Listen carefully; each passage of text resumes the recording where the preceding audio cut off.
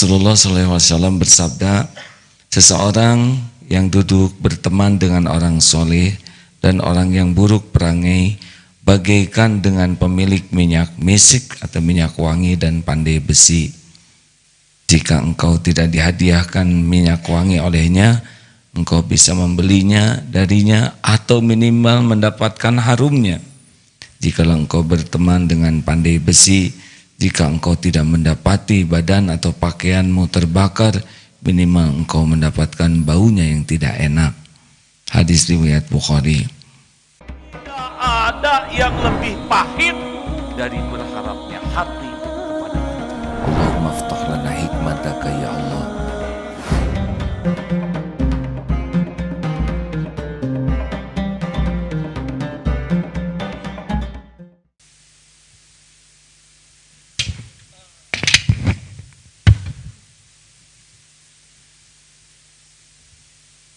Bismillahirrahmanirrahim. Assalamualaikum warahmatullahi wabarakatuh. Alhamdulillahi rabbil alamin, alladzi khalaqal mauta wal hayata liyabluwakum ayyukum ahsanu amala wa huwal azizul ghafur. Allahumma salli ala sayyidina Muhammad wa ala alihi wa ashabihi ajma'in. Semoga Allah yang maha menyaksikan, maha mendengar, mengumpulkan kita dengan orang-orang yang soleh. Karena di antara nikmat besar dari Allah sesudah nikmat iman, nikmat sehat adalah nikmat mendapatkan lingkungan yang baik. Saya bacakan terjemah hadisnya ya, Masya Allah. Semoga ini, karena sekarang banyak penjual minyak wangi di sekitar kita.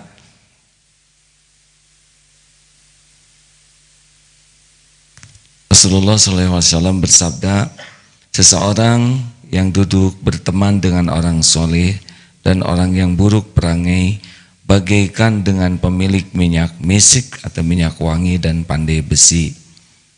Jika engkau tidak dihadiahkan minyak wangi olehnya, engkau bisa membelinya darinya atau minimal mendapatkan harumnya. Jikalau engkau berteman dengan pandai besi, jika engkau tidak mendapati badan atau pakaianmu terbakar, minimal engkau mendapatkan baunya yang tidak enak. Hadis riwayat Bukhari. Dalam hadis lain Rasulullah pun mengingatkan, seseorang akan mengikuti kebiasaan teman karibnya. Oleh karena itu, perhatikanlah siapa yang akan menjadi teman karib kalian. Hadis At-Tirmizi dan Abu Dawud. Jadi jangan sembarang ini hadirin. Memilih teman itu tidak boleh sembarangan. Memilih kawan dekat itu. Karena kita akan sangat dipengaruhi oleh kawan-kawan dekat kita. Mungkin ini adik-adik yang sial kuning baru masuk seminggu ada. Bisa dirasakan perbedaan suasananya? Kalau bisa, bisa. Kalau tidak, tidak. Nah, kita bergaul dengan yang jarang sholat, mau sholat saja kita jadi sungkan.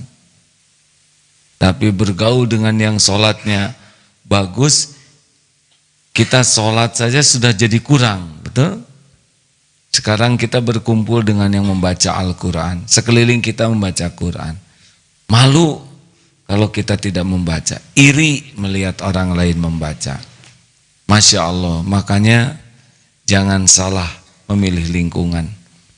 Jangan hanya karena dunia, harta, gelar, pangkat, jabatan, kita mengabaikan lingkungan baik. Karena kalau kita sudah masuk ke lingkungan buruk seperti pandai besi dalam tanda kutip, baju kita terperciki api, atau kita terbakar, atau kita bau bakaran minimal. Tapi kalau bergaul dengan orang soleh, kita bisa membeli minyak wangi, bisa dikasih minyak wangi, atau ikut harum karena dekat dengannya. Masya Allah. Ada 3 ciri sahabat yang baik untuk kita tuh. 1, ini, yang kalau kita berjumpa dengannya, kita jadi ingat Allah. Entah gimana kalau kita jumpa dengan orang itu, kita jadi ingat kepada Allah. Orang ini insya Allah orang baik. Karena dia akan zikir terus, sehingga orang baik ini zikir terus, sehingga pikirannya, ucapannya, perilakunya selalu terkait ke Allah. Jadi siapapun yang berjumpa dengan orang ini, insya Allah imbas pertamanya ingat kepada Allah. 2, kalau dia bicara, jadi ilmu yang manfaat bagi kita. Jadi hikmah yang menggugah. Ketemunya saja jadi ingat ke Allah. Tapi kalau sudah mulai bicara, kita dapat ilmu dan hikmah. Ilmu tuh yang menambah wawasan, pikiran, dan hikmah tuh menggugah hati kita.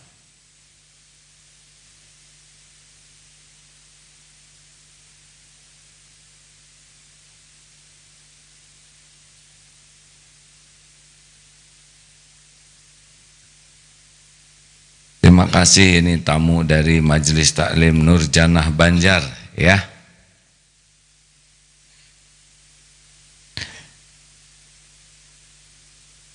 Tiga, kalau kita melihat perilakunya, kita jadi ingat akhirat. Lihat dia dermawan. Kenapa orang dermawan? Kan sangat berpikir tentang akhirat. Kalau berpikir dunia, orang tidak mau dermawan. Orang yang ingat akhirat itu uangnya lebih aman di sisi Allah daripada di sisinya. Dia disakiti, dia akan jadi pemaaf. Karena dia tahu orang yang ingat akhirat itu cenderung pemaaf. Karena dia tahu. Gini, kenapa orang bisa menjadi sabar? Karena dia yakin akan besarnya pahala. Semakin yakin akan besarnya pahala di sisi Allah, dia akan sabar. Orang yang tidak yakin dengan pahala, tidak akan sabar. Kenapa ada orang yang begitu sabar ketika sakit? Karena dia yakin ini perbuatan Allah pasti baik. Dengan sakit ini dosa saya berguguran. Dengan sakit ini pahala melimpah ruah. Maka dia mau apa? Mengeluh. Kenapa saya mengeluh ketika Allah menggugurkan dosa saya? Kenapa saya mengeluh ketika Allah melipat gandakan pahala? Mungkin tidak akan terkejar oleh ibadah saya, oleh tobat saya. Nah, orang menganggapnya orang ini sabar. Karena ingat apa yang ada di sisi Allah. Jelas hadirin sekalian? Kenapa yang batal menikah dia tidak kecewa? Karena dia tahu apa yang Allah rencanakan pasti yang terbaik. Lah, yang menentukan pernikahan adalah Allah. Tapi ini kan sudah dibuat surat undangan, dia senang. Karena dia sudah jadi jalan rezeki bagi percetakan. Tinggal diganti aja namanya sama teman yang mau nikah. Ya. Jangan hadirin, jadi masalah. Hadirin sekalian, ayo sekarang jangan sampai salah prioritas ya. Di dunia ini sekarang begitu banyak orang yang dianggap sukses. Tapi sukses yang mana yang kita cari? Sukses yang sukses dalam pandangan Allah Subhanahu wa taala. Surat Al-Hujurat ayat 13. Saya kira sudah hafal semua. Ustaz tolong Al-Hujurat ayat 13. Ini penting ini. Siapa nih kawan yang paling bagus untuk kita? A'udzu billahi minasy syaithanir rajim. Ya ayyuhan nasu inna khalaqnakum min dzakarin wa untha وجعلناكم شعوبا وقبائل لتعارفوا إن أكرمكم عند الله أتقاكم إن الله عليم خبير. Wahai manusia, sungguh kami telah menciptakan kamu dari seorang laki-laki dan seorang perempuan. Kemudian kami jadikan kamu berbangsa-bangsa dan bersuku-suku agar kamu saling mengenal. Sungguh yang paling mulia di antara kamu di sisi Allah adalah orang yang paling bertakwa. Sungguh Allah Maha mengetahui lagi Maha teliti. Nah, ini pegangan kita. Siapa yang paling sukses? Yang paling takwa. Takwa tuh kuncinya dua, iman dan amal. Itu. Orang yang paling takwa adalah orang yang paling mengagungkan Allah Subhanahu wa taala. Yang paling mengagungkan Allah dalam segala aktivitasnya. Sehingga dia ngerasa sekali dia itu hamba dan Allah Tuhannya. Ini yang orang yang paling takwa tuh, ke Allah tuh Masya Allah. Dia yakin pencipta, pemilik, penguasa, penggenggam langit bumi, penguasa setiap takdir adalah Allah. Sehingga dia tidak bersandar kepada siapapun, nih ahli takwa itu ya. Dan tidak takut. Nah, makin kuat ketakwaan seseorang, walam yahsya illallah. Takutnya tuh hanya kepada Allah saja. Makin takwa seseorang, dia sudah yakin rezeki itu ada dalam genggaman Allah. Takdir jabatan, kedudukan itu dalam kekuasaan Allah. Hidup mati dia dikuasai oleh Allah. Makin takwa dia semakin merasa dia dalam pengawasan Allah setiap saat. Tidak ada yang tersembunyi bagi Allah. Dia yakin setiap ucapannya didengar oleh Allah. Ini takwa tuh seperti itu. Derajat ketakwaan seseorang dari derajat bagaimana dia meyakini Allah dan mengagungkan Allah. Jadi jangan heran bagi ahli takwa yang asli, takbir itu Allahu Akbar, bisa bergetar jiwanya itu, merasakan bahwa dirinya tidak ada apa-apa dan Allah lah maha besar penguasa jagat semesta ini. Jadi ciri khas ahli takwa itu dia tidak akan bersandar kepada makhluk, karena makhluk itu memang cuman makhluk, tidak ada apa-apanya tanpa dikuatkan oleh Allah. Tidak bisa memberi manfaat tanpa izinnya, tidak juga bisa menimpakan mudarat tanpa izin Allah. Makanya ahli takwa itu betul-betul mengagungkan Allahnya tuh sampai ke sumsum hati. Belum tahu ya sumsum hati. Ya juga baru ingat barusan. Nah, ciri khas yang kedua ahli takwa itu dari amal solehnya. Sifat kepatuhan kepada Allahnya ini, amal solehnya. Dan kalau kepada makhluk ini ciri ahli takwa itu rahmatan lil alamin.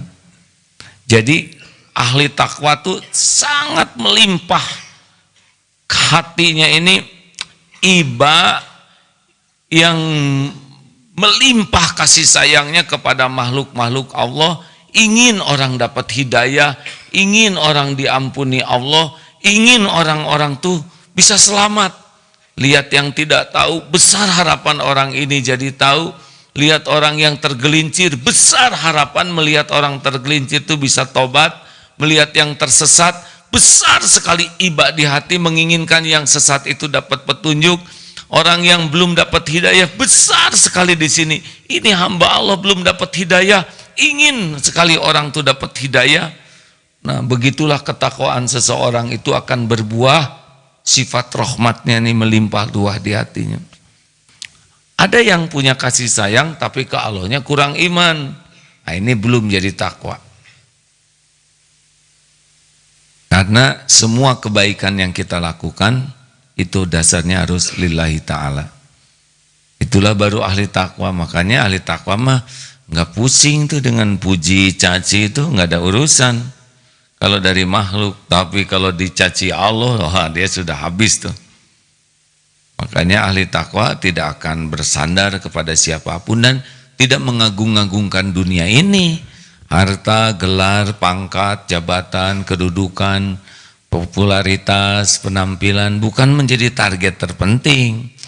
Itu adalah milik Allah yang tidak punya nilai kecuali dipakai di jalan Allah, mendapatkannya, meraihnya di jalan Allah. Dan kalau sudah dapat di jalan Allah barulah dia menjadi bernilai, ya. Jadi tidak usah merasa keren, punya gelar berenteng kalau sholat enggak. Dan tidak ada apa-apanya. Karena yang dikasih gelar berenteng juga bukan berarti jelek ya, maaf. Bukan berarti jelek, itu sulit untuk mendapatkannya. Tapi apa artinya kalau dia tidak mengenal Allah? Gelar apa yang membuat orang tidak mengenal penciptanya, yang mengurusnya, yang menggenggam langit bumi? Jangan juga kagum kepada jabatan.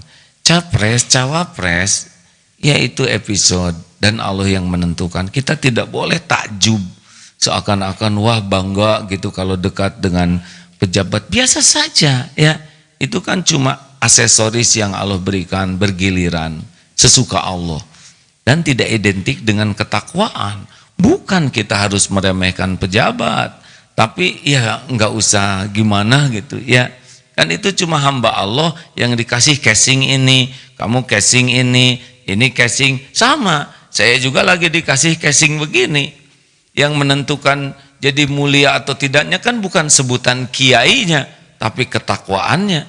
Walaupun disebut kiai haji, ulama, ustadz, apapun, tapi kalau dia tidak takwa ya tidak yakin ke Allah, tetap saja hina. Ini casing nih. Posisi saya ini masih casing, yang membuat saya mulia atau tidak bukan casingnya. Bahkan ulama itu ulama yang jahat gitu, itu juga casingnya ulama. Ya, yang kedua masuk neraka sesudah mujahid palsu adalah orang yang berilmu agama dan mendakwahkannya, tapi ternyata diseret masuk neraka. Casingnya mah casing ulama. Tapi kalau dia tidak menjadi ahli takwa, dia tidak mulia. Makanya jangan takjub dengan casing, termasuk casing ustadz, ustazah, qori-qoriah terbaik, hafiz, hafizoh. Itu casing, aslinya iman dan amal solehnya. Nah mudah-mudahan kalau kita sudah menyamakan standar kemuliaan ini adalah inna akramakum indallahi atqakum, maka kita tidak salah milih teman, tidak salah milih cita-cita, tidak salah milih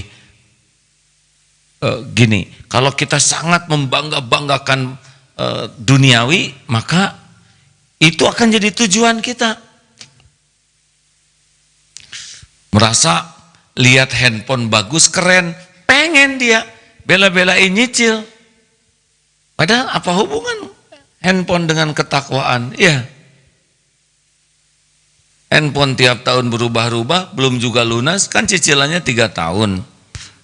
Tapi tahun depan udah ada yang model baru. Makanya kalau ingin handphone yang paling keren, tunggu tahun depan. Tiap tahun aja ngomong gitu. Ya. Persis seperti naik angkot, hari ini bayar, besok gratis ya. Besoknya bayar, besok gratis. Begitu. Sampai selesai sekolahnya. Hadirin, nggak nyambung. Teruskan.